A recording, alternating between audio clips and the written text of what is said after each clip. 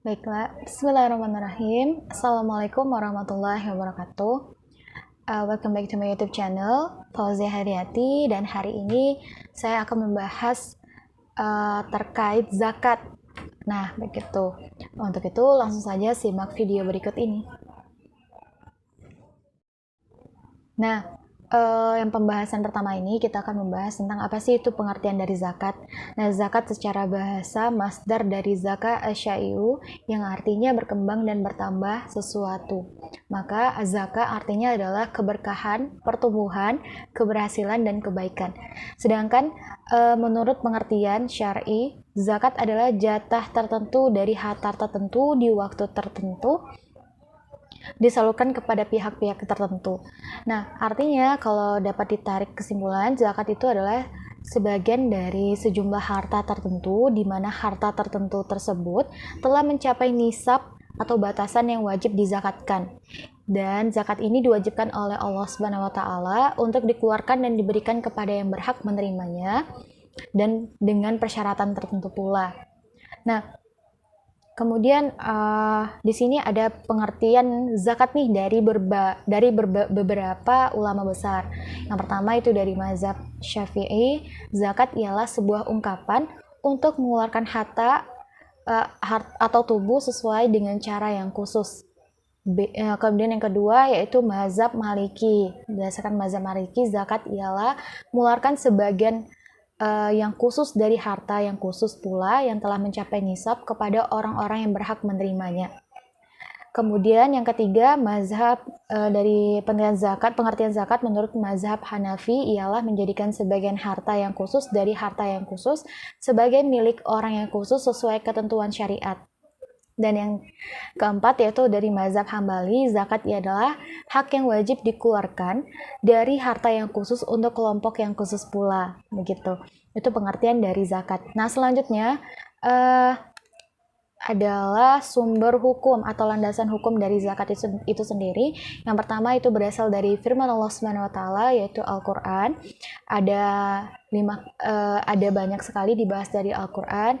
Yang pertama yaitu firman Allah Subhanahu wa taala dalam Al-Qur'an surah Saba ayat 39, yang kedua Quran surah Al-Baqarah ayat 43, kemudian Quran surah Al-Baqarah ayat 110, Quran surah Al-An'am ayat 141 dan Quran surah At-Taubah ayat 34. Nah, salah satunya itu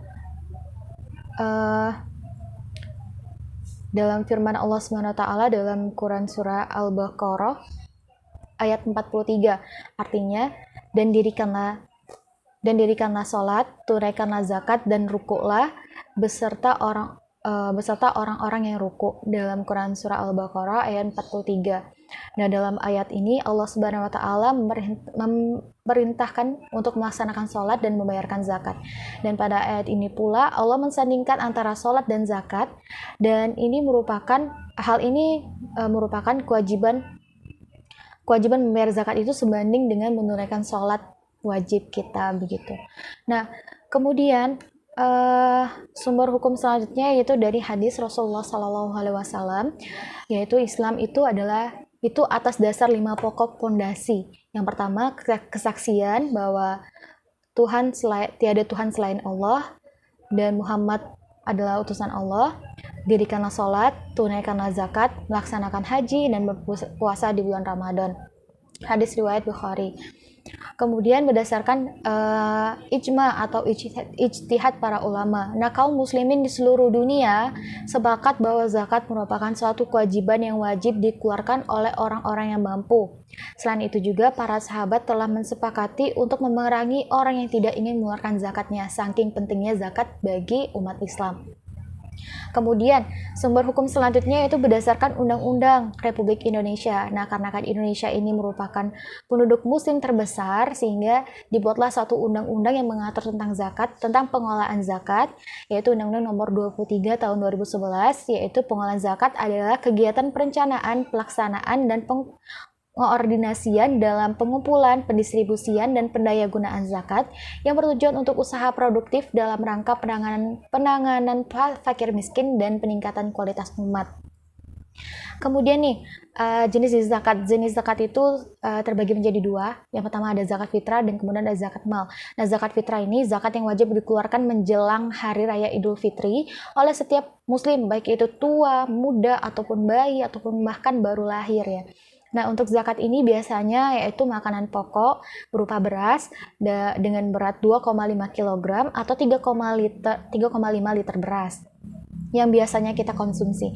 Kemudian kedua adalah zakat mal. Nah, zakat mal ini merupakan zakat harta yang wajib dikeluarkan untuk golongan tertentu dan setelah mencapai haul dan nisabnya. Nah, untuk jenis-jenis zakat mal ini banyak. Pertama ada zakat hewan ternak. Persyaratannya telah mencapai pertama itu zakat hewan ternak.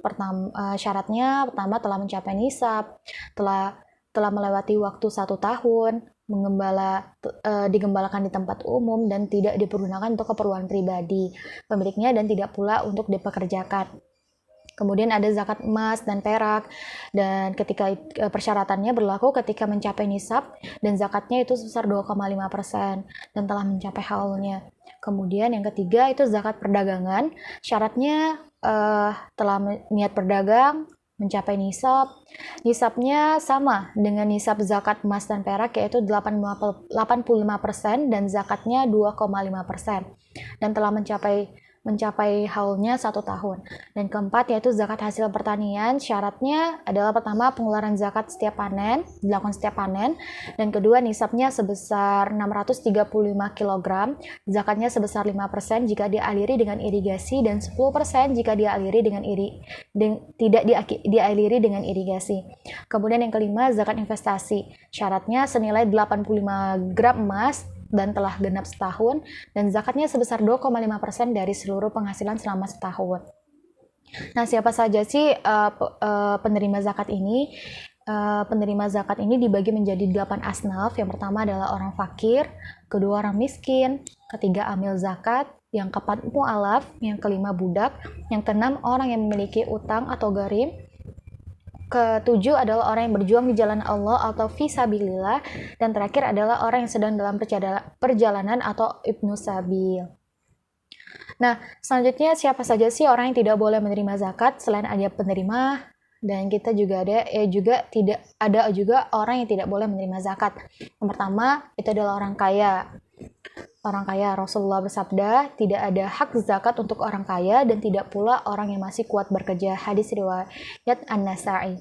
Yang kedua yaitu keluarga Rasulullah SAW. Sesuai dengan hadis Rasulullah, sesungguhnya zakat itu tidak boleh diberikan kepada keluarga Muhammad SAW. Sesungguhnya zakat adalah kotoran manusia. Hadis riwayat Muslim. Keempat, hamba saya. Kelima, orang kafir. Dan keenam adalah orang-orang yang nafkahnya menjadi tanggungan muzaki, seperti orang yang zakat seperti istri, anak, cucu, orang tua, dan lain-lain. Kemudian hikmah zakat pertama adalah mensyukuri karunia Allah, menumbuh suburkan pahala, serta membersihkan diri dari sifat kikir, iri, dan dengki, kemudian mewujudkan tatanan masyarakat yang sejahtera, rukun, damai, harmonis. Kemudian zakat juga untuk mengatasi masalah kemiskinan, pengangguran, keterlantaran, perbudakan, dan lain sebagainya. Kemudian zakat juga berguna untuk membersihkan harta dan harta-harta yang kemungkinan tidak disadari cara perolehannya dengan cara yang tidak halal. Kemudian terakhir, zakat dapat menumbuh kembangkan nilai harta. Nah, selanjutnya yaitu tentang perlakuan akuntansi PSAK nomor 109. Nah, yang mana sebelum PSAK 109 ini disahkan, menjadi standar akuntansi keuangan pada organisasi pengelola zakat atau OPZ. Standar akuntansi zakat OPZ pada umumnya hanya mengacu pada pedoman yang dikeluarkan oleh Forum Organisasi Zakat atau FOZ yang menggunakan PSAK nomor 45 yang mengatur tentang pelaporan keuangan organisasi nirlaba dengan pertimbangan bahwa OPZ bukan organisasi profit melainkan non-profit yang termasuk dalam kategori nirlaba. Nah, standar akuntansi zakat merupakan pedoman yang mengatur tentang pengakuan pengukuran, dan pelaporan keuangan. Standar akuntansi zakat mengatur tentang bagaimana suatu transaksi diakui atau dicatat, kapan harus diakui, bagaimana mengukurnya, serta bagaimana mengungkapkannya dalam bentuk laporan keuangan. Nah, baiklah, mungkin itu saja pembahasan hari ini terkait zakat, baik itu dari pengertiannya, jenis-jenisnya, hikmahnya, hingga pada perlakuan akuntansi PSAK nomor 109 tentang organisasi pengelolaan zakat. Mungkin itu saja yang dapat saya sampaikan. Lebih dan kurangnya saya mohon maaf. Saya akhiri. Wassalamualaikum warahmatullahi wabarakatuh.